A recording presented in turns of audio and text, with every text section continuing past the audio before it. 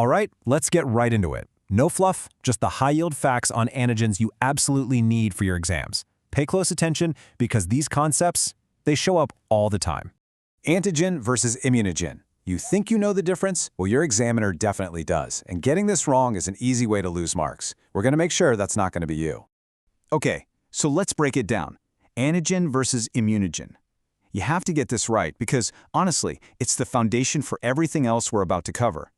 So, immunogenicity. The way I want you to think about this is it's the ability to start a fight. An immunogen is the thing that walks into the body and provokes an immune response, getting your B cells and T cells all fired up. The key word, the one you absolutely need to remember, is induce. And then there's antigenicity. If immunogenicity is about starting the fight, antigenicity is about being able to react with the weapons that were made during the fight. So an antigen can bind to the antibodies or T-cell receptors, but it didn't necessarily have to be the one to kick things off. Okay, here's the golden rule. You have to burn this into your brain. All immunogens are antigenic. It makes sense, right? If you can start a fight, you can definitely react to the results of that fight. But, and this is the part that gets people, not all antigens are immunogenic. Some things can react, but they can't start the fight all by themselves. All right, next up, haptens and epitopes. These two are absolute classics for multiple choice questions. I'm telling you, knowing the difference here is where you pick up those extra crucial points. So let's talk about haptens. A hapten is basically the perfect example of what we were just talking about. It's antigenic, but it's not immunogenic on its own. Think of it like a tiny molecule that's too small to be noticed by the immune system's bouncers. But if it grabs onto a big bouncer like carrier protein, suddenly the whole package gets seen and bam, you get an immune response. So the high-yield formula for your exam is hapten plus carrier equals an immunogen. Simple as that. So when an antibody or a T-cell looks at a big antigen, what part does it actually grab onto? Well, that specific little spot is called the epitope. You can also call it the antigenic determinant. It's like the handle on a coffee mug. The immune system doesn't grab the whole mug, it just grabs the handle. That's the epitope. All right, let's switch gears and get clinical. Because at the end of the day, that's what matters, right? We're going to look at antigen types that you'll actually see in diagnostics, in disease, and in vaccines. This is the stuff you'll use. Okay, T-dependent versus T-independent. This comparison is high-yield gold. T-dependent antigens, which are usually proteins, need help. They need T cells to come along and help activate the B cells. This is the premium pathway. It's a bit slower, but you get awesome results, strong memory, and class switching to that powerful IgG. Then you've got the T-independent antigens, like LPS on bacteria. They don't need any help from T cells. They just go straight to the B cells. It's quick and dirty, gets the job done fast, but the response is weak. You mostly get IgM, and you get little to no long-term memory. See the difference? Now this next one is super interesting. Heterophile antigens. This concept is a huge deal for diagnostics. So get this. You've got these antigens from totally different species, like say a bacteria and a sheep, but they happen to have an epitope that looks almost identical. It's a case of mistaken identity. So an antibody made against one can accidentally bind to the other, and we can use that. And how do we use it? Well, we cleverly exploit this cross-reactivity for some classic diagnostic tests. You need to link these in your head. For rickettsial infections, Will-Felix reaction. For mono caused by EBV, Paul-Bunnell test. And for mycoplasma pneumonia, the cold agglutination test. These are pure high-yield associations you just have to memorize for your exams. Okay, now we need to talk about a really dangerous player in this game. Super antigens.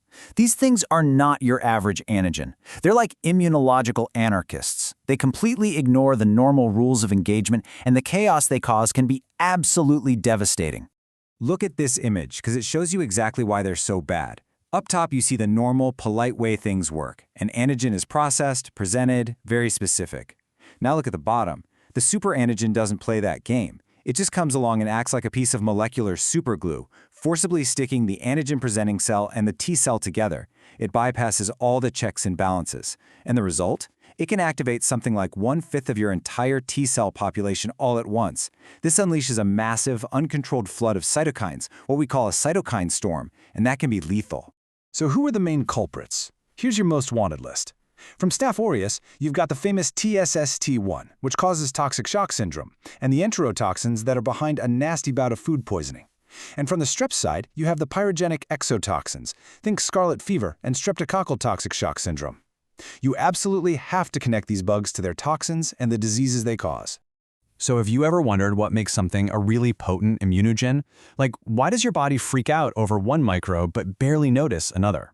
Understanding this is the key to figuring out how both infections and vaccines work. Okay, let's rattle off the key properties. Number 1, and by far the most important, is foreignness. The weirder it looks compared to our own cells, the bigger the immune response. Easy. Next, size. Bigger is generally better for getting a response. Then, chemical nature. Proteins are the undisputed champions of immunogenicity. Carbs are pretty good too. And finally, complexity. A complex, messy molecule is way more interesting to the immune system than a simple, boring, repetitive one. But wait, it's not just about the antigen itself. It's also about you, the host, and how you encounter it. Your genetics play a huge part. The dose matters. You need that Goldilocks amount. Not too little, not too much. The route it takes to get into your body is also key, which is why most vaccines are injections, not pills. And then there's this really important concept, adjuvants. Think of an adjuvant like the hype man for our vaccine.